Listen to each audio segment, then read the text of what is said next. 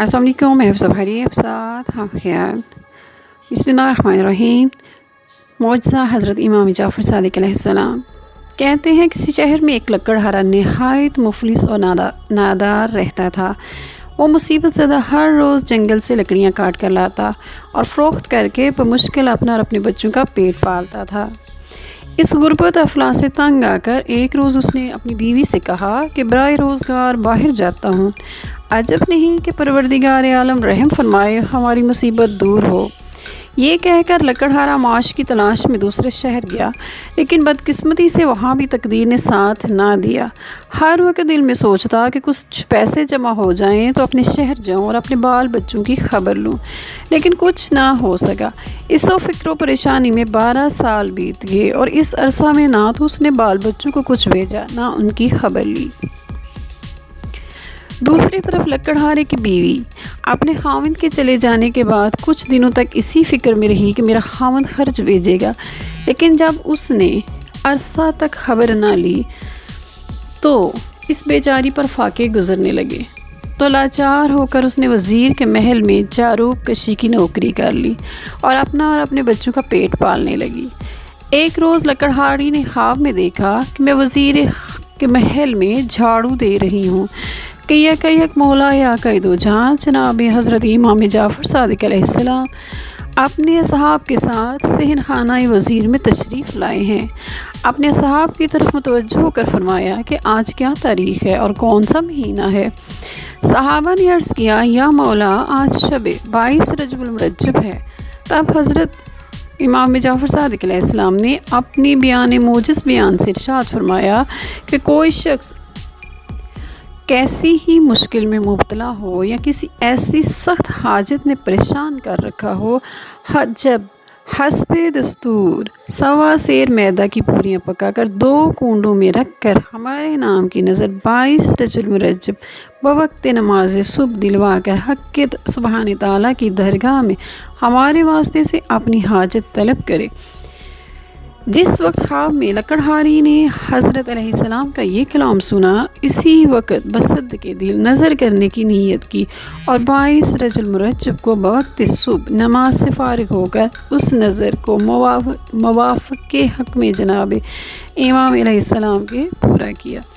آپ ذرا لکڑہاری کے شوہر کا حال سنیے۔ یہاں تو 22 رجب المرجب بوقت صبح یہ لکڑہاری نظر امام جعفر صادق علیہ السلام دلا رہی تھی اور وہاں لکڑہارا درخت پر چڑھا لکڑیاں کاٹ رہا تھا کہ اس کے ہاتھ سے کلہاڑی چھوٹ کر زمین پر گری اور اس نے جو کلہاڑی کو نکالا تو دفینے کا شبہ ہوا اور اس نے اس جگہ کو کھودا تو معلوم ہوا کہ شاہی خزانہ دفن ہے۔ اس نے اس وقت اس کو اسی طرح پوشیدہ کر دیا، پھر تھوڑا تھوڑا لاتا رہا اور سامان سفر تیار کرنے لگا اور اس سارے دفینہ کو نکال کر بڑے کروفر سے عازم وطن ہوا۔ اپنے رہنے کے لیے عالیشان مکان بنوایا اور اپنی بیوی بچوں کے ساتھ آرام سے زندگی بسر کرنے لگا۔ ایک روز لکڑہاری نے اپنے خاوند سے یہ سارا واقعہ بیان کیا۔ جب اس نے مہینہ کی تاریخ اور وقت بتایا تو وہی وقت اور وہی دن تھا جب لکڑہارے کو دفینہ خزانہ ملا تھا۔ لکڑہارا بھی صدق دل سے ایمان لے آیا۔ ایک روز وزیر اعظم کی بیوی اپنے بالاخانہ پر کھڑی ہوا خوری کر رہی تھی۔ اس کو ایک عالیشان مکان نظر آیا۔ اس نے اپنی کنیزوں سے دریافت کیا، یہ کس کا مکان ہے؟ کنیزوں نے بتایا اس لکڑہارے کا جس کی بیوی یہاں پر جھاڑو دیا کرتی تھی۔ یہ سن کر وزیر اعظم کی بیوی نے لکڑہارے کی بیوی کو بلایا اور مفصل حالات دریافت کیا۔ اس نے تمام حال بیان کیا، لیکن وزیر اعظم کی بیگم کو یقین نہ آیا، بلکہ دل میں یہ خیال آیا کہ اس کے خاوند نے راہزنی کی ہے جس کی بدولت یہ مالدار ہوا۔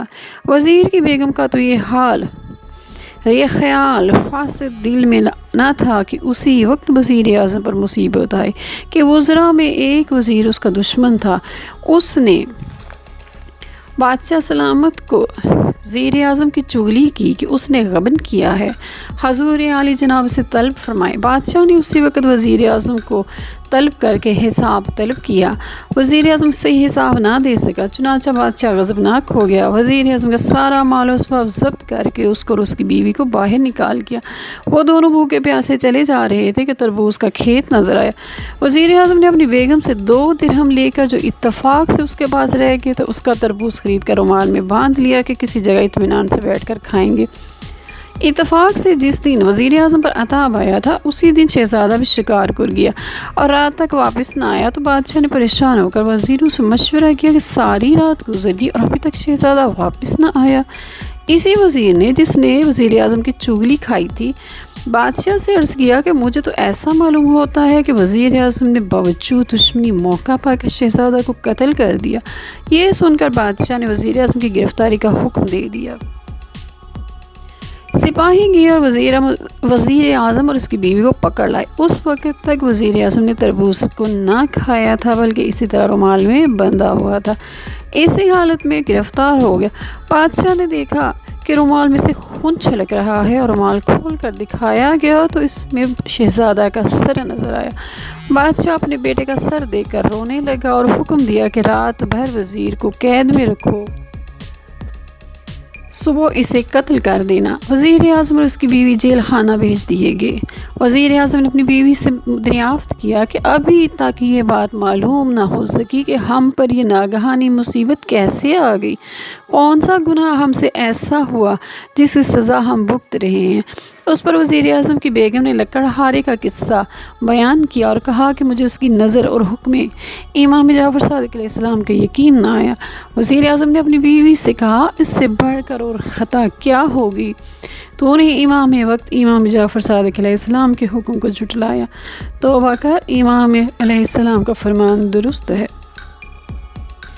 آئلگرز دونوں رات بھر گریہ وزاری کے ساتھ اپنے گناہوں کی معافی مانگتے رہے، صدق دل سے اس کی نیاز کی نیت بھی کی۔ خداوند عالم نے ان کی توبہ قبول کر لی اور صبح شہزادے نے شکار سے واپس آ کر بادشاہ کی قدم بوسی حاصل کی۔ بادشاہ نے شہزادے سے دریافت کیا، اے نور چشم، تم اتنے عرصہ تک کہاں رہے؟ عرض کیا، حضور، اے نور چشم، تم اتنا عرصہ کہاں رہے؟ عرض کیا، حضور، شکار نہ ملنے کی وجہ سے میں نے باغ میں قیام کیا تھا۔ بادشاہ نے شہزادے کو محل کے اندر جانے کی اجازت دی اور وزیر اعظم اور اس کی بیوی کو طلب کیا اور رومال سر کو بھی طلب کیا جس میں بجائے خربوزے کے شہزادے کا سر نظر آیا تھا۔ اس رومال کو خود کھولا اور دیکھا کہ تربوز ہے۔